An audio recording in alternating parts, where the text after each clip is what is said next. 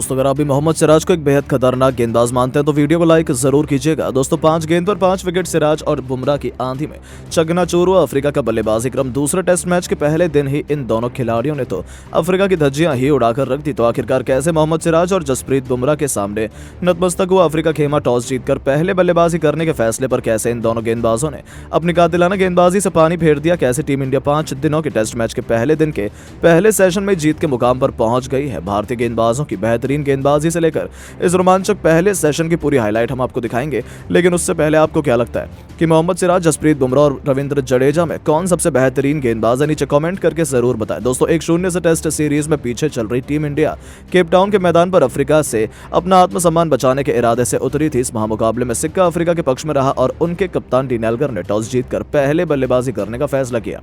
लेकिन यही अपने पैरों पर कुल्हाड़ी मारने के समान साबित हुआ, क्योंकि भारतीय गेंदबाजों ने मोहम्मद सिराज के नेतृत्व में फिर ऐसा तहलका मचाया कि अफ्रीका ने तो 5 दिनों के टेस्ट मैच के पहले दिन के पहले सेशन में हथियार डाल दिए। जी हां दोस्तों, मार्करम के साथ कप्तान डीन एल्गर अपनी टीम को धाकड़ शुरुआत दिलाने के इरादे से आए थे।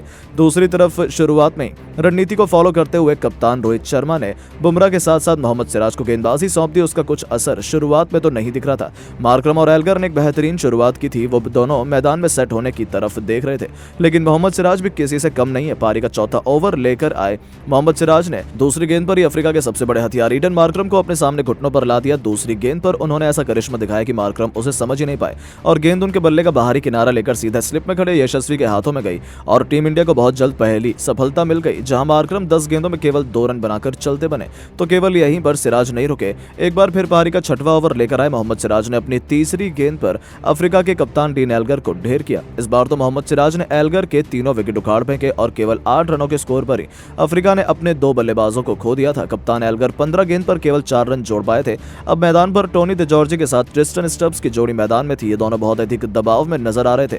भारतीय गेंदबाज पूरी तरह से अफ्रीका पर शिकंजा कसने को तैयार थे। मोहम्मद सिराज बेहद खतरनाक लग रहे थे। दूसरी तरफ उनके साथी जसप्रीत बुमराह भी पीछे नहीं रहे। वो पारी के 9वें ओवर की तीसरी गेंद पर बुमराह ने ट्रिस्टन स्टब्स को फंसा लिया और स्लिप में खड़े रोहित शर्मा ने उनका आसान सा कैच लपककर अफ्रीका को तीसरा झटका दिया, जहां पर बल्लेबाज अपने डेब्यू मैच में 11 गेंद पर केवल 3 रन बनाकर आउट हो गया था। स्कोरबोर्ड पर केवल 11 रन थे और अफ्रीका के 3 बल्लेबाज पवेलियन की शोभा बढ़ा रहे थे। अभी से उनकी हालत खराब थी। पूरा स्टेडियम भारत भारत के नारे लगा रहा था। टीम इंडिया पूरी तरीके से हावी थी। तो वहीं गरीबी में आटा गीला अफ्रीका के चौथे बल्लेबाजों को भी बहुत जल्द भारतीय गेंदबाजों ने ढेर कर दिया। इस बार मोहम्मद सिराज ने अपनी खौफनाक गेंदबाजी का शिकार बनाया टोनी द जॉर्जी को। पारी का 10वां ओवर लेकर आए सिराज ने दूसरी तरफ से जॉर्जी को अपने जाल में फंसा लिया। गेंद उनके बल्ले का बाहरी किनारा लेकर सीधा विकेट के पर राहुल के दस्तानों में गई और टीम इंडिया को चौथी सफलता मिल चुकी थी। जहां टीम टोनी 17 गेंद पर 2 रन बनाकर पवेलियन लौटे। पहले 10 ओवरों में बड़ी मुश्किल से अफ्रीका की टीम 15 रन बना पाई और उनके 4 बल्लेबाज भारतीय गेंदबाजों के सामने घुटने टेक चुके थे। अभी से टीम इंडिया को अपनी नजर जीत आने लगी थी। आखिर हो भी क्यों ना, अफ्रीका का टॉप ऑर्डर मोहम्मद सिराज और जसप्रीत बुमराह की आंधी में तितर बितर हो गया था और एल्गर के टॉस जीतकर पहले बल्लेबाजी करने के फैसले को उन्होंने बैकफायर कर दिया था।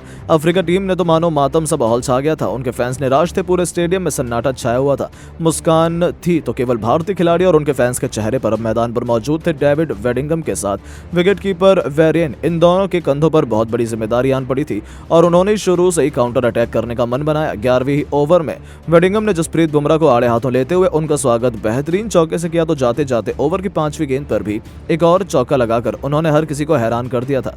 बुमराह के खिलाफ 2 लगातार चौके चढ़कर उन्होंने तो अफ्रीकी खेमे में अचानक से जोश की नई लहर दौड़ा दी थी। लेकिन दूसरी तरफ मोहम्मद सिराज आग उगल रहे थे। उनकी गेंदों को खेल पाना इन दोनों बल्लेबाजों के बस की बात नहीं थी।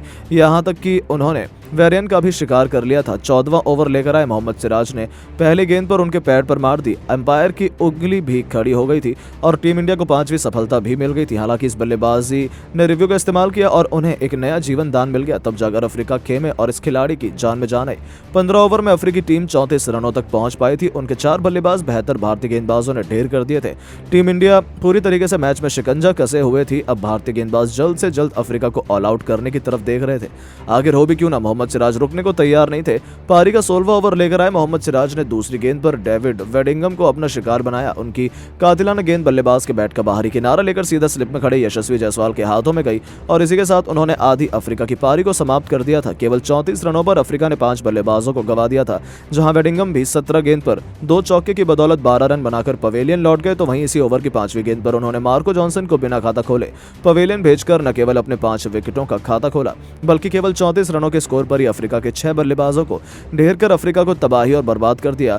अफ्रीकी खेमे तो उनकी बेहतरीन गेंदबाजी पर भरोसा ही नहीं कर पा रहा था और देखते देखते दिन के पहले सेशन में टीम इंडिया ने अफ्रीका को मुकाबले से बाहर फेंक दिया और पूरी तरीके से मुकाबला जीतने की तैयारी कर ली। लेकिन दोस्तों, अब आपको क्या लगता है, टीम इंडिया क्या ये टेस्ट मैच जीत पाएगी? क्या मोहम्मद सिराज को उनकी बेहतरीन गेंदबाजी के लिए मैन ऑफ द मैच चुना जाना चाहिए? अपनी कीमती राय नीचे कमेंट बॉक्स में जरूर दें। दोस्तों, 1-0 से टेस्ट सीरीज में पीछे चल रही टीम इंडिया केप टाउन के मैदान पर अफ्रीका से अपना आत्मसम्मान बचाने के इरादे से उतरी थी। इस महामुकाबले में सिक्का अफ्रीका के पक्ष में रहा और उनके कप्तान डीन एल्गर ने टॉस जीतकर पहले बल्लेबाजी करने का फैसला किया। लेकिन यही अपने पैरों पर कुल्हाड़ी मारने के समान साबित हुआ, क्योंकि विराट कोहली के सबसे बड़े हथियार मोहम्मद सिराज ने फिर ऐसा तहलका मचाया कि अफ्रीका ने तो 5 दिनों के टेस्ट मैच के पहले दिन पहले ही सेशन में हथियार डाल दिए। जी हाँ दोस्तों, कप्तानी तो रोहित शर्मा कर रहे थे, लेकिन शुरू में रोहित काफी दबाव में थे और ऐसे में विराट ने मोर्चा संभाला। गेंदबाजों और रोहित से बात करते हुए उन्होंने रणनीति बनाई और शुरू में ही उन्होंने बुमराह के साथ साथ मोहम्मद सिराज को गेंदबाजी सौंप दी। उसका कुछ असर शुरुआत तो नहीं दिखा, लेकिन मार्करम और एल्गर ने बेहतरीन शुरुआत की थी। लेकिन फिर चौथा ओवर लेकर आए सिराज को विराट कोहली कुछ कहते हुए सुनाई देते हैं। उन्होंने रोहित शर्मा से भी बात की और उन्हें स्लिप में लगने के लिए कह दिया। फिर कुछ ऐसा हुआ जिसने तो अफ्रीका खेमे में पैरों तले जमीन ही खिसका दी।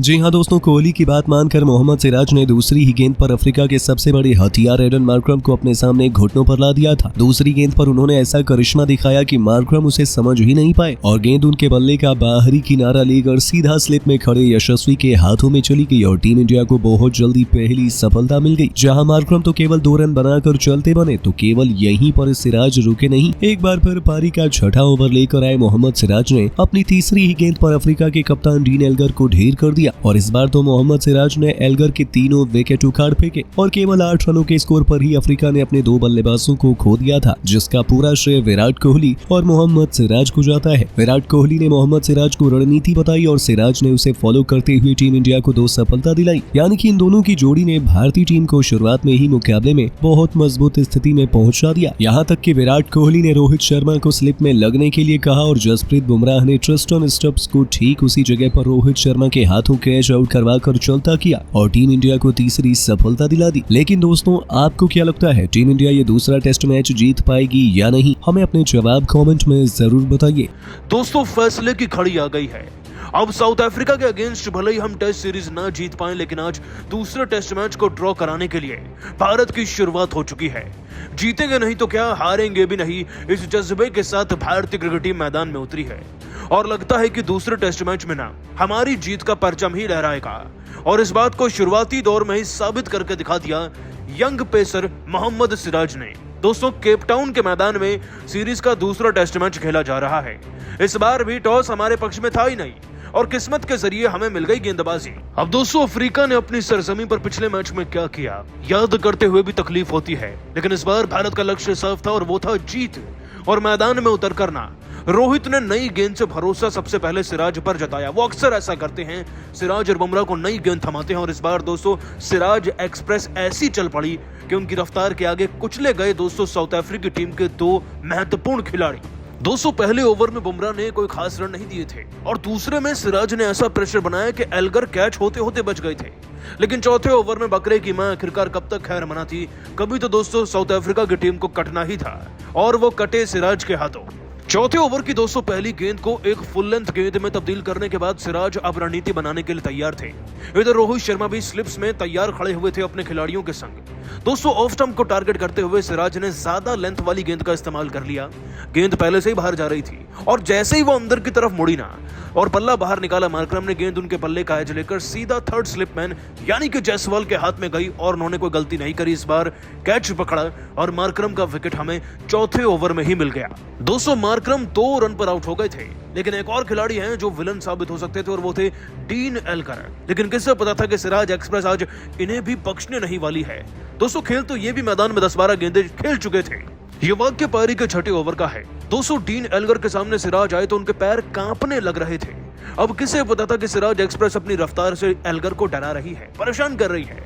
और दोस्तों, तभी रोहित शर्मा इशारा करते हैं सिराज को कि ज्यादा तेज गति का इस्तेमाल करने के लिए। फिर से ऑफ स्टंप को टारगेट करते हुए सिराज खतरनाक पेस का इस्तेमाल करते हैं। गेंद जाकर सीधा विकेट में घुस जाती है और दोस्तों डीन एल्गर का विकेट हमें मिल जाता है। दोस्तों, बैक टू बैक इस कदर 2 विकेट दिलाने के बाद ना सिराज अब पूरी तरीके से साउथ अफ्रीका की टीम को डिस्ट्रॉय करके रख देते हैं और मात्र 7-8 रन के अंदर उनके 2 विकेट स्कोरबोर्ड पर लग गए थे, जिससे कि प्रेशर इतना भयानक हो गया कि भारत को अब आके विकेट्स भी मिलने लगे थे।